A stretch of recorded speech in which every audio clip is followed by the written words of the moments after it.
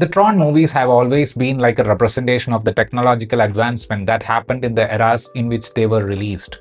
The 1982 film had superimposed 3D characters into the 2D world of the games of that era. By the time the Tron Legacy film came out in 2010, the gaming industry had gone through a significant shift, and that change was visible in that film in terms of production quality. When it comes to the new movie Tron Ares, the concept is feeling less and less unreal for us, as almost everyone is experiencing the potential of AI on a daily basis. While the other films mainly focused on events unfolding inside the grid, Ares takes the program into the real world. Even though the abundance of callback elements and the construction of some of the events in the penultimate moment are on the generic side, I found the story slightly superior to the Joseph Kosinski directed Tron Legacy. So 15 years after the events in Tron Legacy, we are shown that Kevin Flynn's son, Sam Flynn, has left the company for personal reasons, and Encom was run by Eve Kim. In the meantime, the Dillinger family has built their own cybersecurity company under the leadership of Julian Dillinger, the grandson of Ed Dillinger.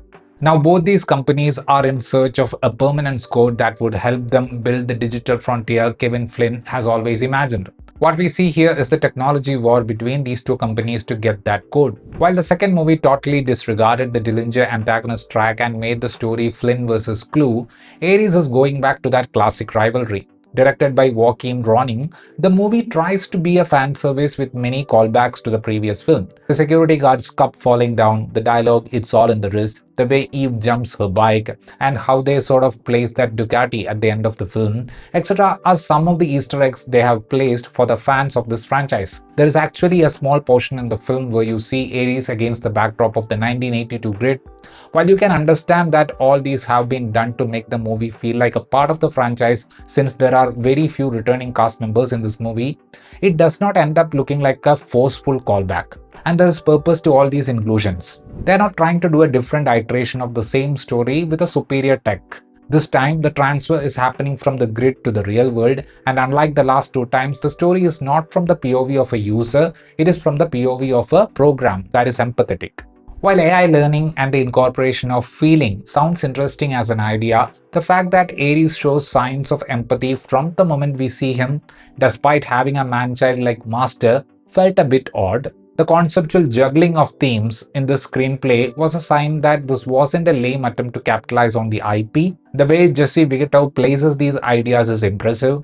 When I saw the transportation sequence and its limitations, it reminded me of Edge of Tomorrow, and I felt the movie could use something of that sort to make things thrilling. However, the screenplay takes a more philosophical approach and goes back to the roots for recall value. The cinematography of the film is done by David Fincher's frequent collaborator Jeff Cronenweth. Tron Legacy had significantly superior visual style, and in the case of Ares, the locations are real, and the neon light heavy visual style blends nicely with the real world. Joachim Rønning loves the use of soundtracks that are in sync with the tech-heavy moments in this movie. The movie has many elements that are futuristic, ranging from various types of grids, different vehicles, a bigger and sophisticated recognizer, etc.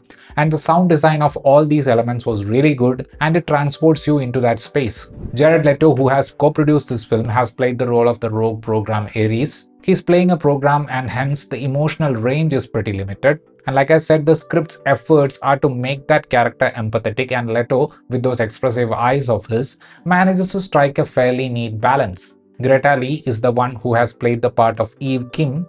In the larger, flashy scale of things, the performance felt like a physically demanding one. Evan Peters as Julian Dillinger is given this self-obsessed man-child kind of character who gets whacked by his own mother, played by Gillian Anderson. Even though this character is being made the grid version of his grandfather, Julian looked funny rather than intimidating.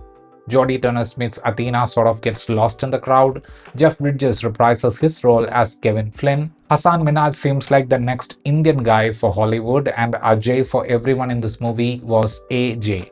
Tron Ares is a visually stunning film that is definitely taking the concept forward, and looking at the way they have ended, there is a possibility that they are trying to take the franchise back to the Tron vs. Dillinger space. If the final act of the movie had a bit more intensity in the way it constructs the antagonist sides and its retaliation, Tron Ares would have generated more excitement. That was my review of this movie. If you enjoyed watching this video, please give a like and also consider subscribing to the channel. Thank you.